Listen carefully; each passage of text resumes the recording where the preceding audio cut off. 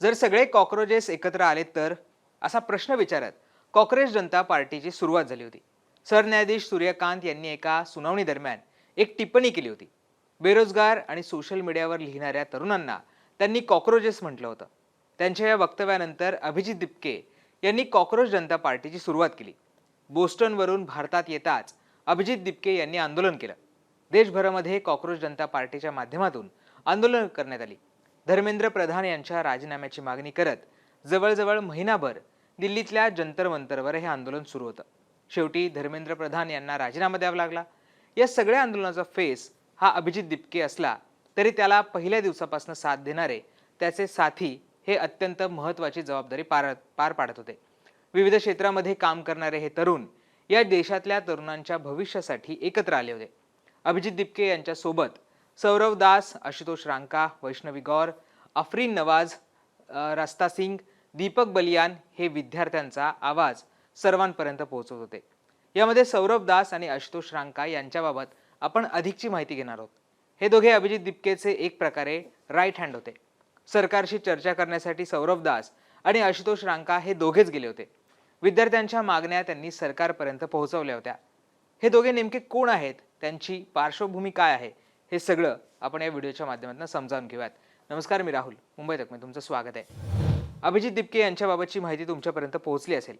अभिजित हे बोस्टनमध्ये शिक्षण घेत होते. त्यांनी अमेरिकेतल्या बोस्टन विद्यापीठामधनं पब्लिक रिलेशन्स या अभ्यासक्रमात मास्टर्स डिग्री घेतली आहे.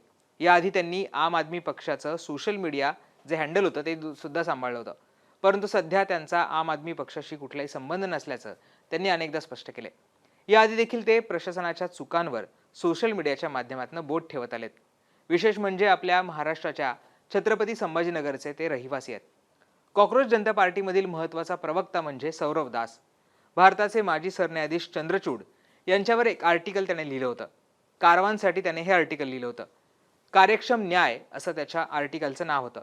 यामध्ये त्याने रिसर्च करून चंद्रचूड हे कसे मोठी भाषणं करतात परंतु सरकारला जेव्हा कटघऱ्यात उभं करायची वेळ येते तेव्हा ते करत नाहीत, यावर त्याने विस्तृत लेखन केलं होतं. त्याने अनेक RTI देखील सरकारच्या विरोधामध्ये दाखल केले होते. अनेक माध्यमांमध्ये त्याने लॉ पत्रकार म्हणून देखील लिखाण केलंय. CJP सुरू झाल्यापासून सौरव दास हा पक्षाची बाजू भक्कमपणे मांडतोय. सौरव हा CJPचा मुख्य प्रवक्ता आहे. सौरवने त्याच्या X हँडलवर तो शोध पत्रकार असल्याचं म्हटलंय.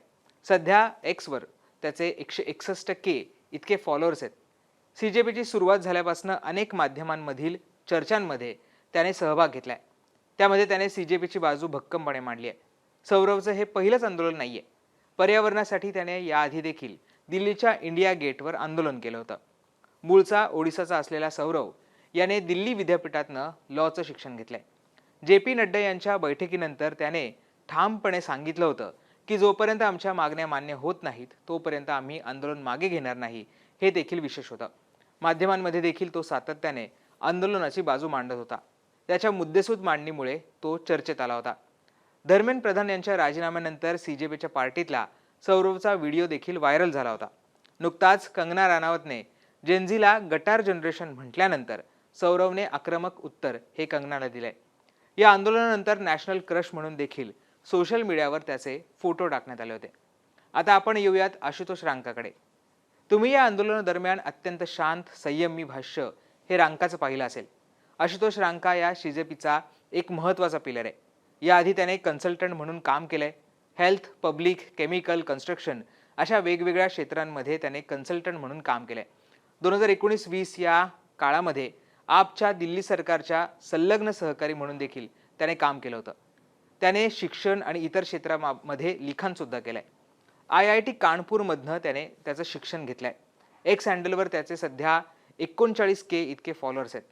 आशुतोष रांका हा जयपूरचा रहिवासी आहे. IIT मध्ये असतानाच आशुतोष स्टुडंट जिमखान्याचा अध्यक्ष झाला होता. त्याने 2019 मध्ये त्याने त्याची जी नोकरी होती ती सोडून आम आदमी पक्षामध्ये प्रवेश केला होता. पुढे तो लंडन स्कूल ऑफ इकॉनॉमिक्समध्ये त्याने पब्लिक ॲडमिनिस्ट्रेशनमध्ये मास्टरी देखील केली. आशुतोष आणि अभिजित यांची भेट आम आदमी पार्टीमध्ये झाली होती. अभिजित दिपके जेव्हा आम आदमी पक्षासोबत काम करत होते तेव्हा आशुतोष देखील आम आदमी पार्टीमध्ये होता. करोडोंची नोकरी सोडून आशुतोष हा विद्यार्थ्यांसाठी आता रस्त्यावर उतरलाय. या व्हिडिओमध्ये आपण सौरव दास आणि आशुतोष रांका यांची माहिती घेतली आहे. पुढच्या व्हिडिओमध्ये आपण CJPच्या इतर जे चर्चित चेहरे आहेत त्यांची सुद्धा माहिती घेणार आहोत.